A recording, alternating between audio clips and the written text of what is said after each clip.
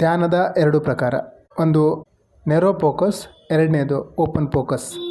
ನೇರೋ focus ಅಂದರೆ ಯಾವುದೋ ಒಂದು ಕಡೆ ನಮ್ಮ ಧ್ಯಾನನ ಕೇಂದ್ರೀಕರಿಸೋದು. ನಮ್ಮ ಶ್ವಾಸದ ಮೇಲೆ ಮಂತ್ರ ಜಪ ಆಗಿರ್ಬೋದು, ಬೆಳಕಾಗಿರ್ಬೋದು, ಇಷ್ಟ ದೇವರಾಗಿರ್ಬೋದು, ಇಲ್ಲಿ ನಾವು ಒಂದೇ ಕಡೆ ಗಮನ ಕೊಡ್ತೀವಿ. ಈ ಧ್ಯಾನದ ಪ್ರಕ್ರಿಯೆನ ನೇರೋ ಫೋಕಸ್ ಅಂತಾರೆ. ಇದರಲ್ಲೂ ತುಂಬ ಉಪಯೋಗ ಇದೆ. ಎರಡನೇ ಧ್ಯಾನದ ಪ್ರಕ್ರಿಯೆ ಓಪನ್ ಫೋಕಸ್. ಇದರಲ್ಲಿ ನಮ್ಮ ಧ್ಯಾನ ಸ್ಪೇಸ್, ಖಾಲಿ, ಎಂಪ್ಟಿನೆಸ್ ಮೇಲೆ ಇರ್ತದೆ. ನಮ್ಮ ಧ್ಯಾನ ಸ್ಪೇಸ್ ಮೇಲೆ, ಖಾಲಿ, ಅದರ ಮೇಲೆ ಇರ್ತದೆ.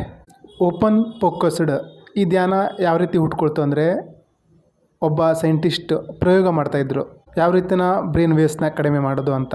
ಅವರು ಸೊಲ್ಯೂಷನ್ ಮಾಡಲಿಕ್ಕೆ ತನ್ನ ಮೇಲೆ ಪ್ರಯೋಗ ಮಾಡ್ಕೊಳ್ತಾಯಿದ್ರು. ಈ EEG ಮಷಿನ್ ಮುಖಾಂತರ ಎಲೆಕ್ಟ್ರಾಡ್ನ ತನ್ನ ತಲೆಗೆ ಹಚ್ಕೊಂಡು ಪ್ರಯೋಗ ಮಾಡ್ತಾ ಇರ್ತಿದ್ರು. ಆದರೂ ಬ್ರೈನ್ ವೇವ್ಸ್ ಸ್ಲೋ ಆಗ್ತಾ ಇರಲಿಲ್ಲ. ನಮ್ಮ ಸ್ವಭಾವ ಹೇಗೆ ಅಂದರೆ, ಯಾವುದೋ ಒಂದು ಕೆಲಸ ಪದೇ ಪದೇ ಮಾಡಿ ಆಗಿಲ್ಲ ಅಂದರೆ ಸ್ವಲ್ಪ ರಿಲ್ಯಾಕ್ಸ್ ಮಾಡ್ತೀವಲ್ಲ, ಆ ರೀತಿ ರಿಲ್ಯಾಕ್ಸ್ ಮಾಡಿದಾಗ, ಬ್ರೇಕ್ ತೊಗೊಂಡಾಗ ಅವರ ಬ್ರೈನ್ ವೇವ್ಸ್ ಸ್ಲೋ ಆಗೋದವರಿಗೆ ಅನುಭವ ಆಯಿತು. ಆವಾಗ ಅವರಿಗೆ ಅರ್ಥ ಆಗಿದ್ದು ಅಂದರೆ, ನಾವು ಯಾವಾಗ ಏನೂ ಮಾಡಲ್ವೋ ಆವಾಗ ಬ್ರೈನ್ ಸ್ಲೋ ಆಗ್ತದೆ.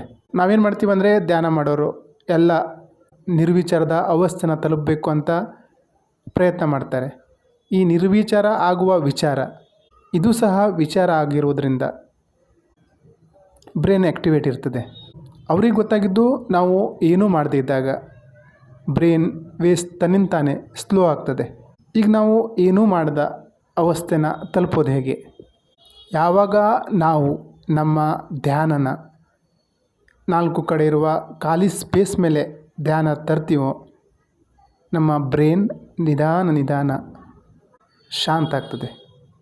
ನಾವು ಖಾಲಿತನನ, ಸ್ಪೇಸ್ನ ಅನುಭವ ಮಾಡ್ತಾ ಇದ್ದಾಗ ನಮ್ಮ ಬ್ರೈನ್ ವಿಚಾರ ಮಾಡಲ್ಲ, ಯೋಚನೆ ಮಾಡಲ್ಲ.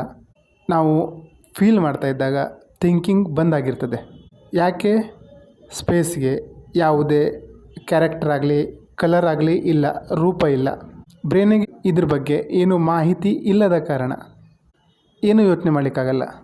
ವಿಚಾರ ಮಾಡುವ ಪ್ರಕ್ರಿಯೆ ತನ್ನಿಂದ ತಾನೇ ಬಂದಾಗ್ತದೆ. ನಮ್ಮ ಬ್ರೈನ್ ಸುಲಭವಾಗಿ ಶಾಂತ ಆಗ್ತದೆ. ಈ ಪ್ರಯೋಗ ಆ ಸೈಂಟಿಸ್ಟ್ ಬೇರೆಯವ್ರ ಮೇಲೆ ಮಾಡಿದಾಗ, ಯಾರು ಇನ್ನೂ ಧ್ಯಾನನೇ ಮಾಡಿರಲ್ವೋ ಅಂಥವರು ಸಹ 10-15 ನಿಮಿಷದಲ್ಲಿ ಅಲ್ಫಾ ಸ್ಟೇಟಿಗೆ ಹೋಗಿದ್ರಂತೆ.